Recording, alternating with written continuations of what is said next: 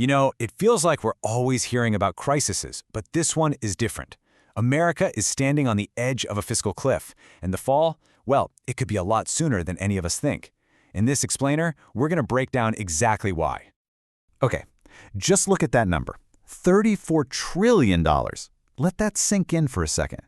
That is the staggering, almost unbelievable amount of the U.S. national debt right now. And here's the crazy part. This number isn't static, it's not just a snapshot.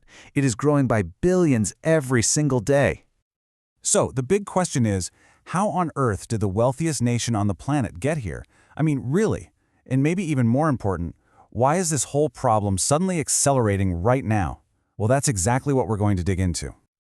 All right, here's how we're going to break this down. We've got 5 parts. First, we'll get our heads around the sheer scale of this $34 trillion problem.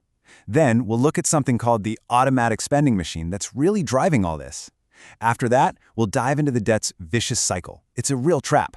Then, we'll face the music. What happens if we do nothing? And finally, we'll look at the pretty unpopular to-do list for getting out of this mess. So first up, let's be really clear about something. The crisis here isn't just about that huge $34 trillion number. The real underlying problem is that our debt is growing way faster than our economy can possibly keep up with. Okay, to really get a handle on this, there's one key metric you have to understand. It's called the debt-to-GDP ratio. Now, the easiest way to think about it is like a country's credit score. It's super simple, really. It just compares how much a country owes to how much it produces in an entire year. And honestly, it's pretty much the ultimate health check for an economy. And when you look at the projections, well, it gets a little scary. The Congressional Budget Office, that's the CBO, they paint a pretty sobering picture. They're projecting that within just the next decade, U.S. debt will hit 118% of our GDP. Let me say that again. We will owe more than the entire value of everything we produce in a year. That is a massive red flag. I mean, that's a level you usually only see in countries that are in some serious economic trouble. Okay, so why is this happening? Your first thought might be, oh, it's just reckless politicians spending money. And yeah, there's some of that. But the real truth is actually a lot more complicated. The biggest driver is what you could call an automatic spending machine that's been humming along in the background for decades. Just look at this breakdown. Nearly 70%, 70, of all federal spending is what we call mandatory. What does that mean?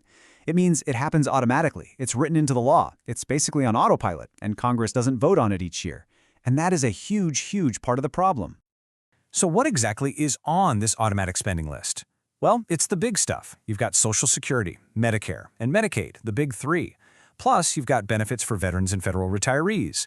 These are the programs that millions and millions of Americans rely on, which is why politicians call them the third rail of politics. You know, you touch them and your career is toast. But here's the real kicker. This list also includes the interest payments on the national debt itself. So as our population gets older and healthcare costs go up, these programs just automatically get bigger and bigger, creating this powerful built-in engine for more debt. And all that automatic spending, it's the fuel for what is maybe the most dangerous part of this whole situation. We're talking about a self-reinforcing vicious cycle. It's a feedback loop that makes this crisis harder and harder to solve with every single year that goes by. Now, for a long time, this whole cycle was, well, manageable. Why? Because interest rates were basically at 0. Borrowing money was super cheap for the government. But, as we all know, that era is over. Today's higher interest rates have taken what was a simmering problem and turned it into an explosive one. So, let's walk through exactly how this deficit loop works, step by step. It's pretty simple. 1, the government spends more than it collects in taxes. That creates a deficit, right? 2, to cover that gap, it has to borrow money. 3, that new borrowing gets added to the total national debt, making it bigger. 4, now because the debt is bigger and interest rates are higher, the interest payments go up. And 5, those higher interest payments make next year's deficit, you guessed it, even larger. It is a classic debt spiral. And it's this exact debt spiral that's pushing us, day by day, closer to what people are calling a fiscal cliff. So what actually happens if we go over the edge? What are the real-world consequences, not just for the country, but for you and your family? All right, brace yourself, because the CBO's projections are a serious wake-up call. They predict that by 2031, that's not far off, we'll be spending more on interest payments than on our entire defense budget. Think about that. By 2035, we hit that scary 118% debt to GDP mark. And by 2050, interest payments are on track to become the single largest item in the entire federal budget. It'll be bigger than Social Security, bigger than Medicare. Just imagine that for a second. Our biggest national expense will just be paying the interest on money we've already spent. So what does that future look like? Well, the fallout would be immense. We're talking about slower economic growth for everybody, higher taxes for everyone, painful cuts to social programs people depend on. It could also mean inflation that just won't go away and a potential loss of confidence from the global investors who buy our debt, which would be a disaster. And of course, more downgrades to our nation's credit rating. The truth is, the U.S. is sailing into completely uncharted waters for a major economy. Nobody really knows what happens next at this scale. Okay, so after all that, can we actually fix this? The simple answer is yes, we can. But, and this is a huge but, the solutions require an incredible amount of political courage. Why? Because, let's be totally honest here, every single one of them is deeply unpopular. There is no magic bullet. There's no easy way out of this.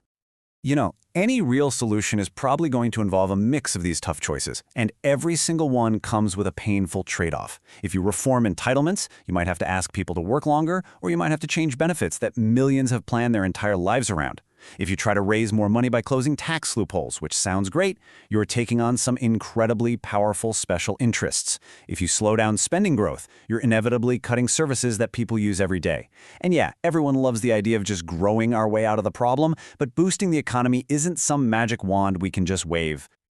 If there's one thing to take away from all this, it's this. This is not a problem that gets better with time. It's the exact opposite. Procrastination is our worst enemy here. The longer America waits to make these incredibly difficult choices, the more drastic, the more severe, and the more painful the solutions are going to have to be. Because ultimately, this isn't really about right versus left, or one party versus another. It's just about math. Cold, hard math. This debt crisis isn't some distant threat looming in the future. It's here, right now. The numbers are crystal clear and the trajectory is set. So the only real question left is the one you see right there on the screen. How long can the U.S. possibly outrun the math?